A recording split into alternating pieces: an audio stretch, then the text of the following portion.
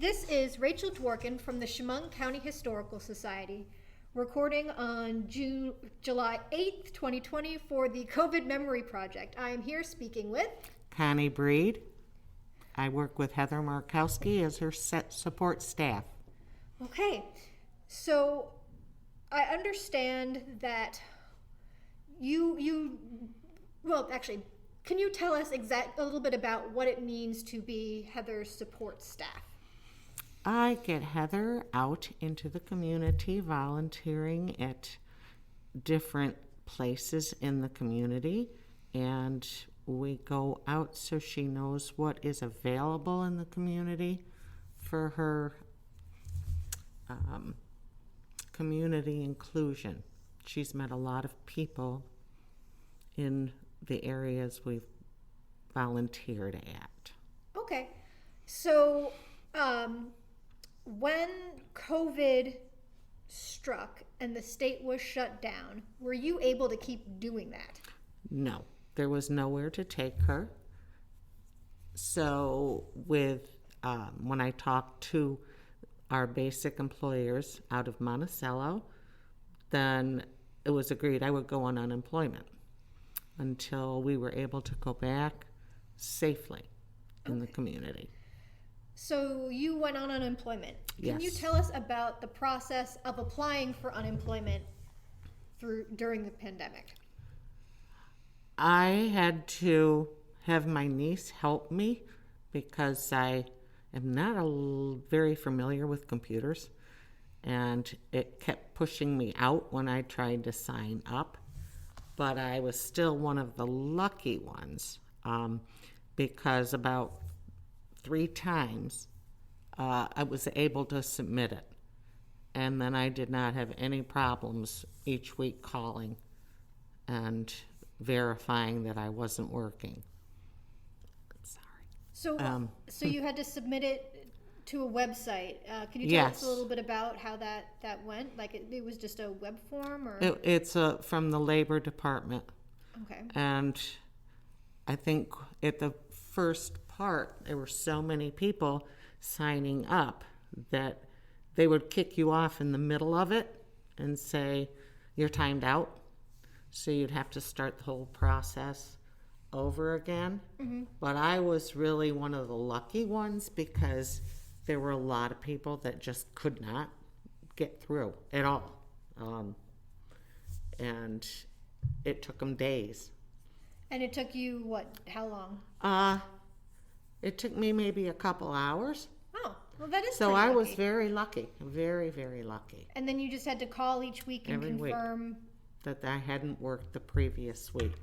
Did you have to do anything else, like indicate that you were looking for work or anything like that? When you call, they ask you questions, but because of the COVID, you can't go out and apply for a job, but you are saying that you were ready, willing, and able to do it. Okay.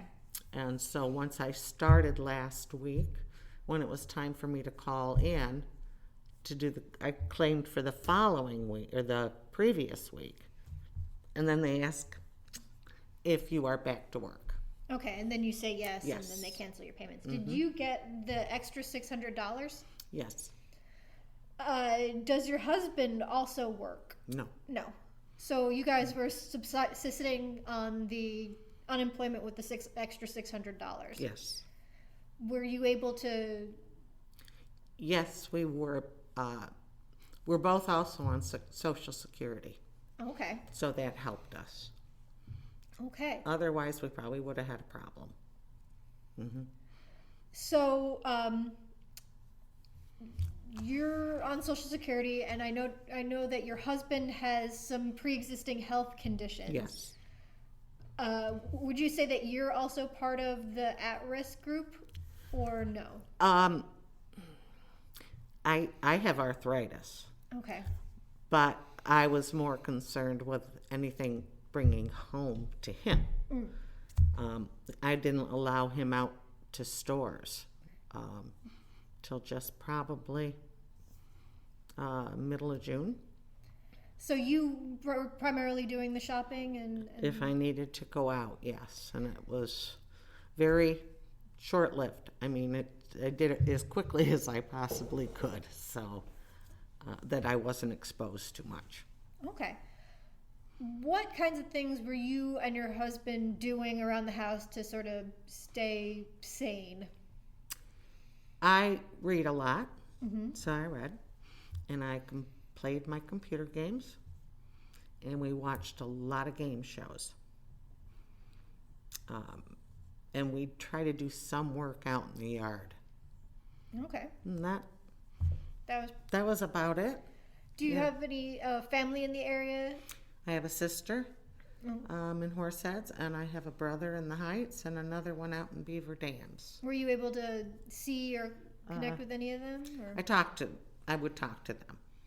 And sometimes if my sister was going to the store, she'd call and say, "Do you need anything?" And she'd pick it up and then drop it off before she went home.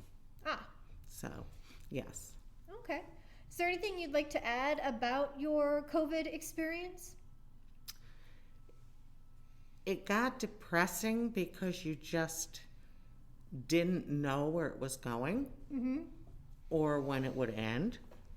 And you still don't know when it's going to end. So, and then with everything else on top of it, the depression is very strong. Okay. Yeah. Has getting back to work helped with that, or are you still feeling? Feeling depressed because it's so hard trying to figure out where to take her that is safe Mm-hmm. and has adequate toilet facilities to take her to. And exercise, like with the heat,